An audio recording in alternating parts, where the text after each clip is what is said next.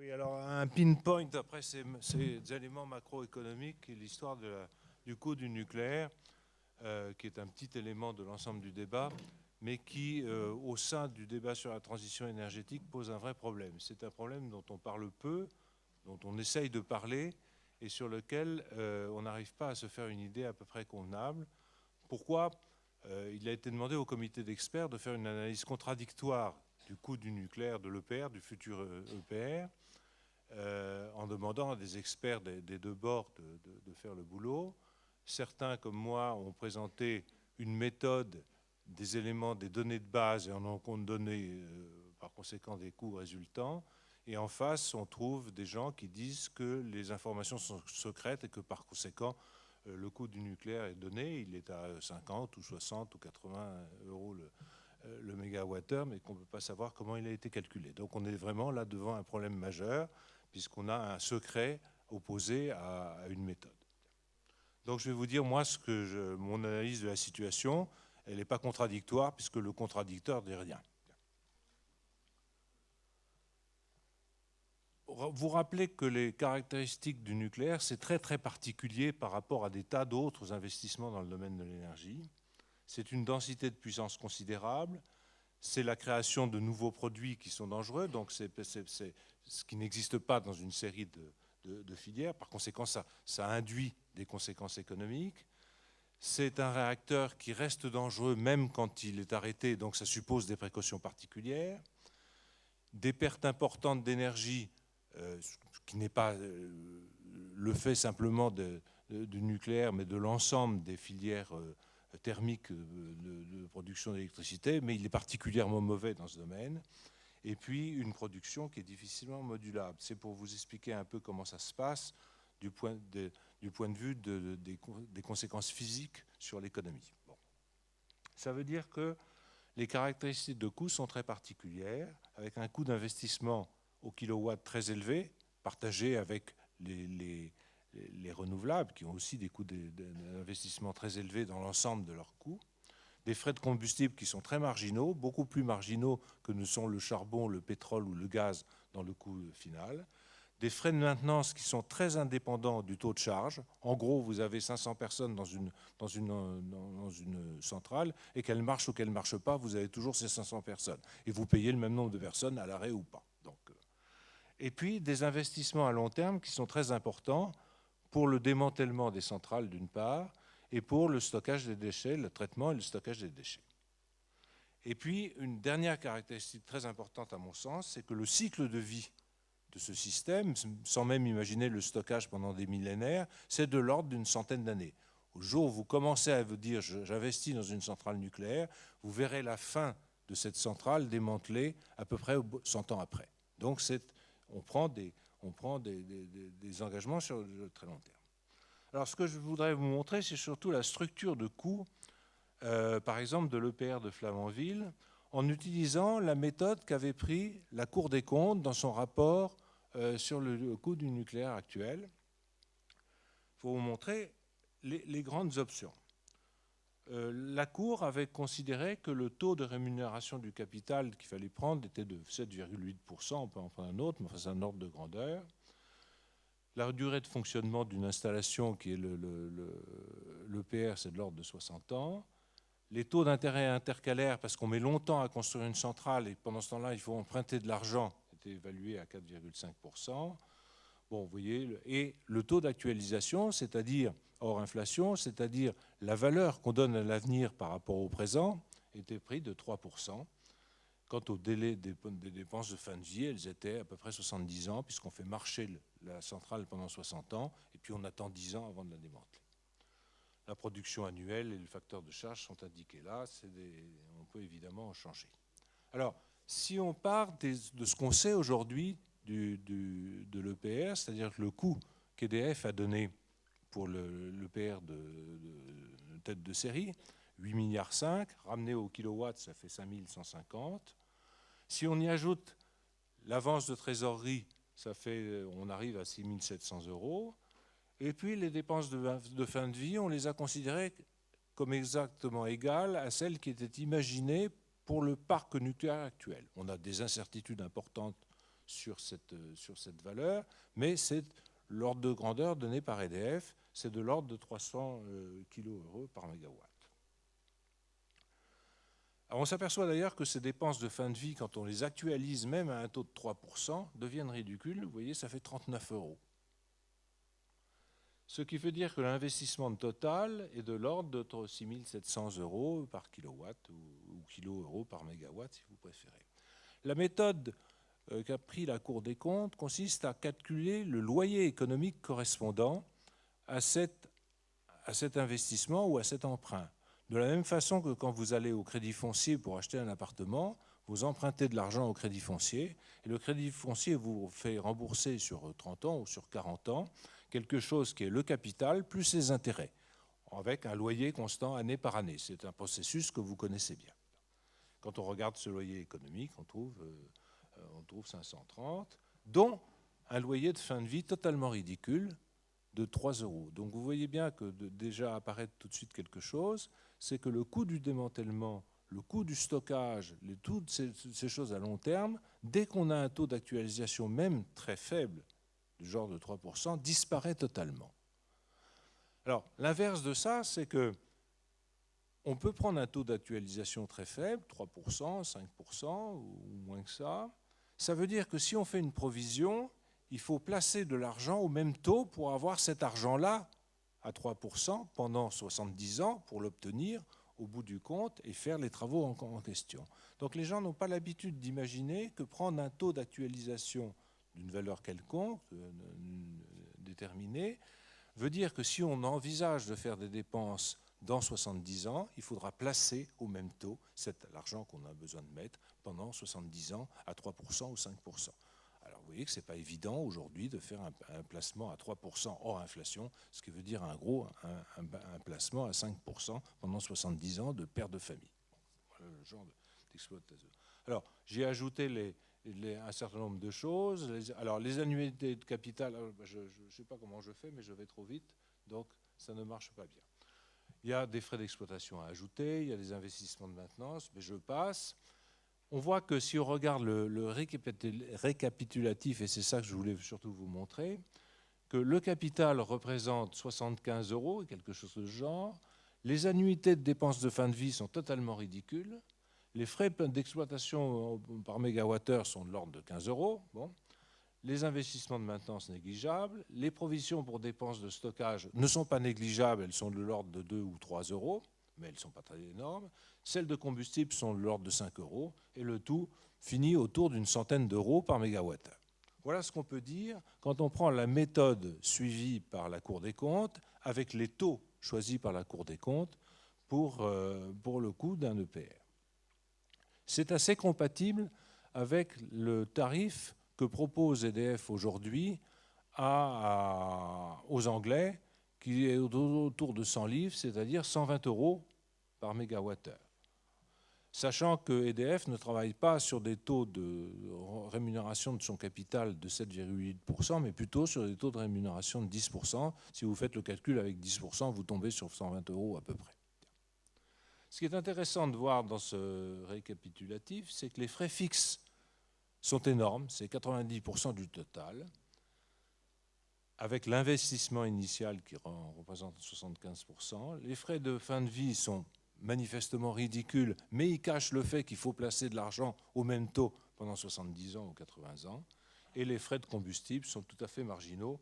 Autrement dit, même si le coût de l'uranium double, ce n'est pas très grave. Autre caractéristique qui est d'ailleurs la conséquence de ce que je viens de vous dire, c'est la variation très rapide du coût du nucléaire en fonction de son taux d'utilisation. Quand vous prenez une centrale à gaz, c'est la courbe rouge en bas, vous voyez que quand ça part de 8000 heures, c'est-à-dire que ça marche tout le temps, et que ça tombe à 2000 heures, la variation du coût du kilowattheure est relativement faible. Elle varie de quelques 10 ou 15%. Par contre, pour un EPR, vous voyez que si ce coût est à peu près du même ordre de grandeur que celui du gaz, si on marche 8000 heures par an, c'est-à-dire à 85% ou 90% de facteur de charge, ça s'envole complètement si on tombe à quelques milliers d'heures. Donc manifestement, le nucléaire EPR n'est pas fait pour marcher en pointe ou en semi-pointe. Alors maintenant, la question qu'on peut se poser derrière, c'est l'EPR de Flamanville, c'est un prototype. Par conséquent, manifestement, on va faire beaucoup mieux après et par conséquent, on ne sera plus à 100 € le mégawattheure, mais peut-être à 50, ou à 60 ou à 70. Bien. EDF parle d'une chute des coûts de 25%. Pour le deuxième EPR, le CEA, de 50 à 75% des coûts de série. Le CEA imagine que le raccourcissement des coûts de construction, etc., quelle crédibilité on peut apporter à ces constructions, à ces projections. Alors ce que j'ai essayé de voir, c'est ce que disait l'histoire là-dedans, puisqu'on a construit quand même 58 réacteurs en France, de 3 générations, 4 générations, et dont certains en relativement grande série, par exemple les 900 MW, on en a construit 30. Personne n'espère faire des EPR à 30 exemplaires d'ici les 10 ans qui viennent. Bon. Quand on regarde l'évolution du coût au kilowatt des réacteurs au cours de la période 78-2002, vous voyez qu'on trouve une courbe croissante, j'ai fait une espèce de droite, ça augmente à peu près de 10% tous les ans. Quoi. Bon, c'est 10% par palier, c'est-à-dire ça a augmenté de 50% entre 1980 et 2000. Ça, c'est en regardant année par année, sans entrer dans le détail des prototypes, des têtes de série, etc. Pour essayer d'être plus précis et pour apprécier un peu mieux les choses, j'ai essayé de regarder ce qu'avaient coûté les têtes de série de chacun des éléments, et puis le coût moyen des éléments de série après, en reprenant d'ailleurs des données de la Cour des comptes qu'elle a établies pour l'année 2010, en actualisant tout à 2010, ou je l'ai mis à 2012, moi, les coûts correspondants. Vous voyez là, en bleu les coûts des têtes de série, et puis les coûts moyens qui apparaissent sur la moyenne des suivants de chacun des paliers. On voit que chaque coût de tête de série augmente, sauf avec une petite descente au P'4, qui était une variante des P4, dans les 1300. Et en fait, la moyenne des coûts de chacun des paliers augmente à peu près dans la même proportion. Donc on est toujours sur des coûts croissants. Par contre, sur les séries, les lois ne sont pas très claires par rapport à la tête de série. Pour les 900 MW, le coût moyen est supérieur à la tête de série. Pour le 1300 P4, il y a une chute de 16%. Pour le P4, une chute de 7%. Et pour le 1450, le dernier palier N4, une chute de 12%. Donc il est difficile d'en tirer une loi de décroissance du coût en fonction de la série. Bon. Ce qui est plus intéressant, c'est de voir quand on met l'EPR sur cette même courbe. Alors là, on voit quelque chose de tout à fait étonnant. On est à une tête de série qui sort complètement de l'épure. Alors on peut bien imaginer, évidemment, que si on en fait en série, on va tomber en dessous de la tête de série, en dessous du trait bleu, mais on va peut-être tomber de 10% ou 15% si on en croit l'expérience habituelle. Et on resterait quand même à un coût à peu près 2 fois supérieur à la moyenne des derniers.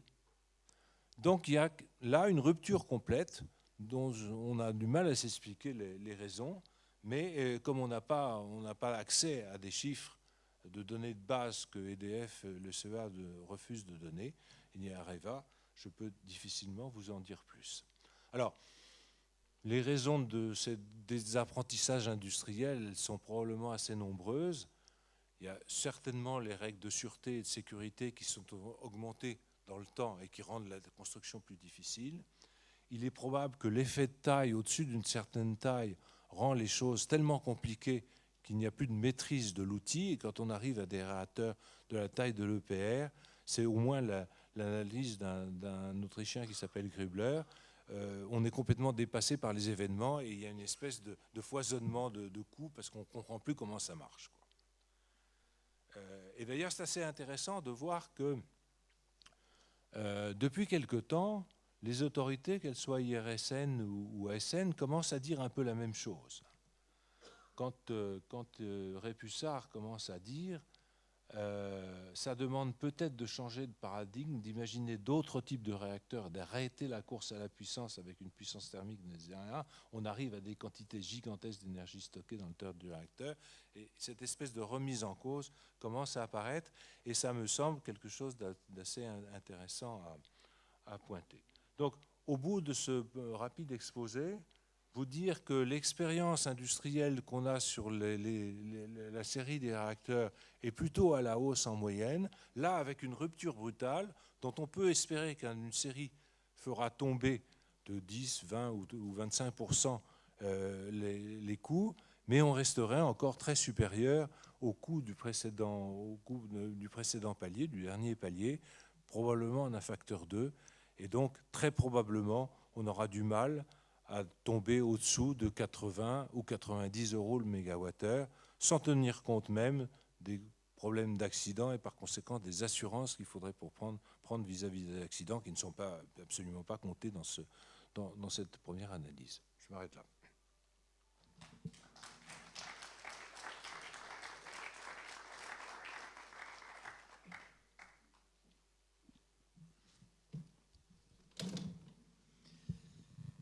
Voilà, merci Benjamin. Alors, avez-vous quelques questions avant qu'on fasse la pause concernant cette analyse des coûts?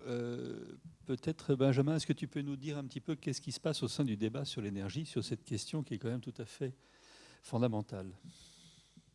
Je parle sous le contrôle de la présidente du GT2 qui pourra intervenir, Maryse Arditi, parce que moi je ne suis pas dans toutes les conversations. Ce que j'en sais, c'est ma difficulté à avoir fait une analyse contradictoire avec des gens qui ne veulent pas m'apporter la contradiction en me disant c'est comme ça. Bon, ça c'est le premier point.